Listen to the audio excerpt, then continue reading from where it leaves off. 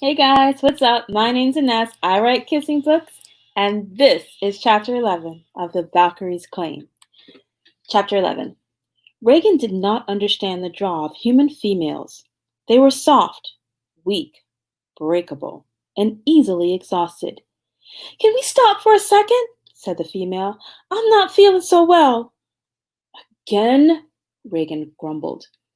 I don't do well with heights. Reagan's dragon soared through the night sky with her and the human on its back. There were no clouds or rain. It was a peaceful ride high above the treetops. Still, the human female clutched to Reagan's middle like she was in danger of falling off. It was another reason Reagan didn't understand humans. They rode horses sitting upon saddles. They drove in metal boxcars with woven straps over their bodies. It made no sense to Reagan. We're nearly there, Reagan insisted. Up ahead were the mountains of Gaia. The range was the closest break in the veil. It was also near the mines of the last weir of dragons, the patriarch of which was a particularly unpleasant male. Thoughts of knives left Reagan's mind when she saw Draco flying beside her dragon. The male was magnificent, even in dragon form. After they disposed of the human female, Reagan had plans to ride Draco again, first in dragon form on his back, then in man form on his front. Oh God, I'm going to barf! The sound of the human being sick behind her brought Reagan back to the present and the task at hand. The sooner she got rid of the chit, the sooner she could get on with the rest of her night and the rest of her life, with the dragon. Reagan wasn't sure how it would work between her and Draco. Males were not welcome in Valhalla, unless they were captives, or if they were Thor. She doubted her sisters would overlook a big dragon walking into the halls for dinner, especially not Hilda. Perhaps she and Draco could keep to his castle. He was the last of the Tourmaline dragons. There would be no one to contest that decision. But was that too soon? To move in together? They'd known each other less than a day. Draco landed first at the base of the mountain. His long neck turned right and left, searching for danger. It was adorable. He was trying to protect her. Reagan knew her sisters had her back when they were in battle, but none had ever needed to come to her assistance before. They were all Valkyrie. The human female climbed off the back of the dragon and retched in the grass. The flowers moved their bulbs out of the way, but still got splattered with her regurgitated meal. I'm usually not this bad with flying, said the female, but I usually fly inside a plane, not on a dragon. Man, I am so high. Reagan had seen the metal tubes humans flew in. They were Coca-Cola bottles without wings. They could fall from the sky and break at any moment. I'll take that. I'll take her through and be right back, Reagan said to Draco. He stood naked, having shifted back into his human form. Reagan took a moment to admire what was now and would forever be hers. She intended to toss the woman through the veil and hurry back for her rides with the beast of a man. What do we have here? Came a deep, gravelly voice. Draco pushed Reagan behind him and faced off against the old dragon who lorded these mountains. Reagan took a moment to admire her dragon's strong back muscles before she turned her attention to knives. A new sacrifice.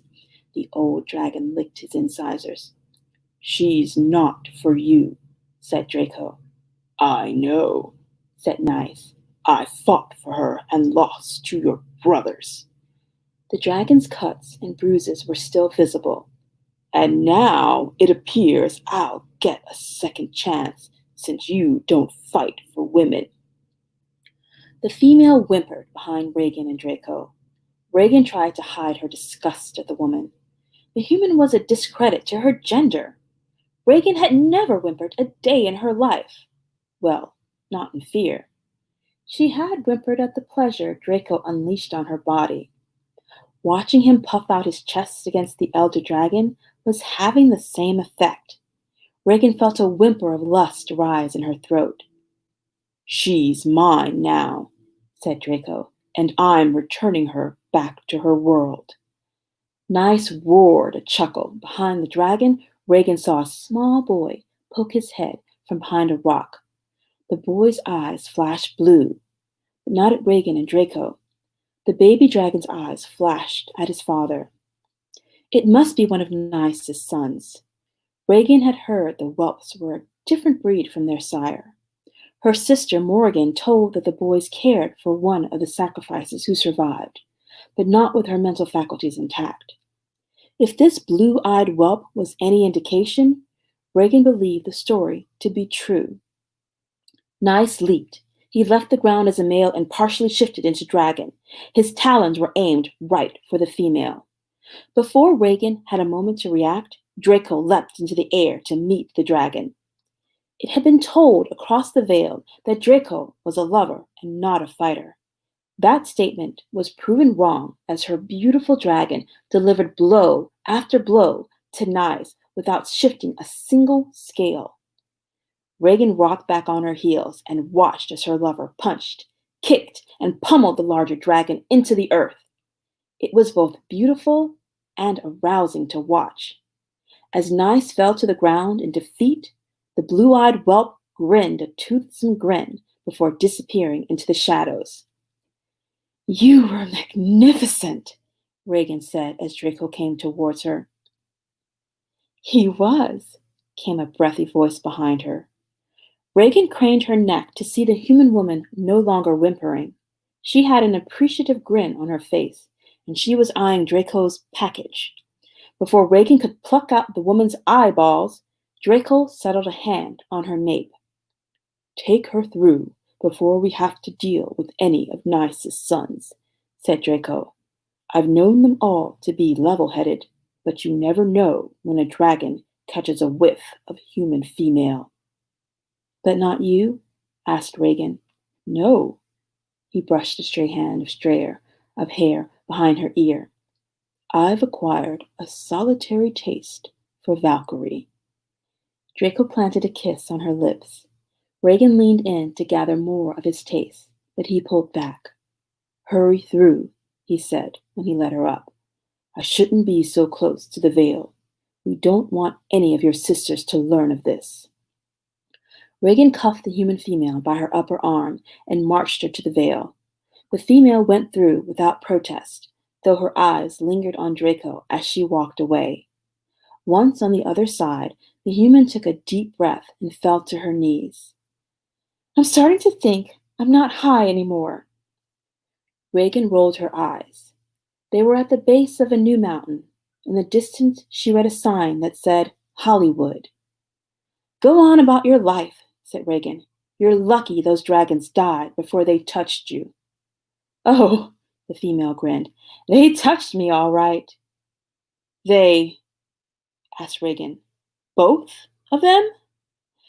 "Yeah, and it's the 1960s. I'm a sexually liberated woman." The free woman came to standing and stretched her body. Her small breast arched in the light of the bright sign. Then she doubled over again, holding her stomach. "Oh God, I'm going to be sick again." Reagan shook her head at the woman. She didn't have time for this.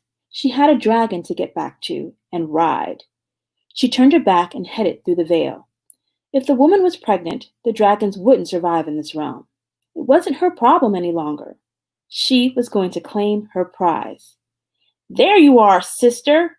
Hilda stood with her sword at Draco's throat. "Look what we found trying to escape." Be sure to tune in for the final chapter of the Valkyrie's Claim.